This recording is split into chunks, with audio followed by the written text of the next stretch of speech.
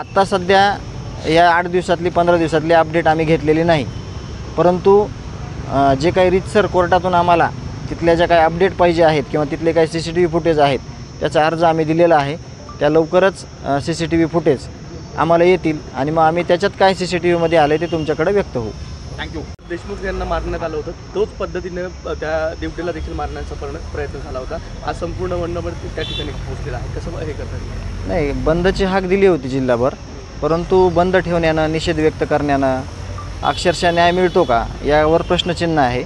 म्हणून संघर्ष योद्धे मनोजदादा जरांगे दादा त्यांनी काल असं सांगितलेलं आहे की सगळ्यांना विचारात घेऊन यावर कायमचा बंदोबस्त कसं करता येईल आणि जे निर्णय आहे याचा ते पुढील ते घेतील आणि मग त्यावर आपण बघूयात की ते निर्णय काय घेणार आहे सगळ्यांना विश्वासात घेऊन आणि यापुढचं पाऊल काय असणार आहे. ड्युटी यांना न्याय मिळण्यासाठी तुम्ही काही वैयक्तिकरित्या काही करणार आहात, कुठे मागणी करणार? नाही, वैयक्तिक नाही, दादा जे करणार आहेत त्यावर सगळ्यांनी एकमत करून म्हणजे सगळ्यांनी मिळून अन्याय कसा दूर होईल आणि न्याय कसा भेटेल यावर ते जे निर्णय घेतील त्यावर आम्ही म्हणजे समाधानी असू. मात्र जर आपण बघितलं ते राजकीय लोक आहेत.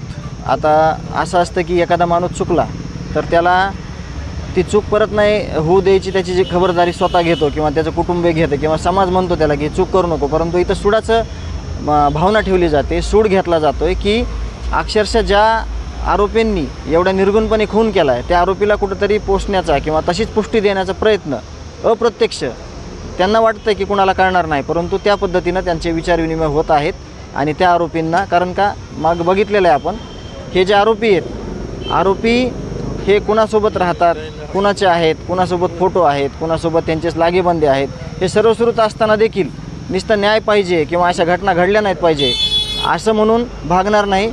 प्रत्यक्ष कारवाई त्यांची कुठलीच नाही किंवा ते त्यांना पुष्टी देत आहेत म्हणून ह्या सगळ्या म्हणजे घटना आहेत त्या घडत आहेत. मात्र जेल प्रशासन फ्रेम होईल असं वाटतंय का? काय चार्ज फ्रेम व्हायला पाहिजे. मागच्या वेळेस कोर्ट रजेवर असल्यामुळं ती तारीख पुढं दिलेली होती, ती तारीख आज आहे आणि आजच्या सुनावणीत ज्या काही प्रोसेस आहेत, जे काही आरोपींच्या वकिलांनी जे काही मागणी केलेली आहे किंवा जे काही ॲप्लिकेशन दिलेले आहेत त्यावर आज रीतसर सुनावणी होईल आणि ते आपण बघणार आहोत. मात्र मागच्या वेळेस तुम्ही म्हटलं होतं काही मागण्या देखील करणार होतात, अजितदादांकडे देखील पत्र देणार होतात. 7 तारखेला जी सुनावणी त्या संदर्भात तुम्ही वक्तव्य केलं होतं. आज अजितदादाकडे काही मागणी करणार आहात का? आता अजितदादा पण आहेत आणि सुनावणी पण आहे. नाही, आज तसं काही म्हणजे नियोजन नाही आहे, कारण का ज्या मागण्या आपण 2 एप्रिलला दिलेल्या आहेत अजितदादांना त्यावर जास्त काही कारवाई झालेली नाही किंवा जे काही आता घडतं आहे सध्या, ज्या काही गोष्टी घडलेल्या आहेत, जे काही हत्या अमानुषपणे झालेली आहे त्यावर कडक शासन झालं पाहिजे, कडक कारवाई झाली पाहिजे आणि आम्हाला न्याय मिळाला पाहिजे एवढंच आम्ही मागतो. मागच्या वेळी डिस्चार्ज नाही, त्यांनी जरी अर्ज केलेला असला तरी त्याच आरोपीचा अर्ज आहे की मला लातूर येथील जेलमध्ये ठेवण्यात यावं म्हणून तो अर्ज जे अधिकारी आहेत, जे वकील साहेब आहेत त्यांनी मागच्या वेळेस दाखवला होता आणि जे काही ॲप्लिकेशन आलेले आहेत कोर्टामध्ये त्याचं रीतसर आज सुनावणी होईल.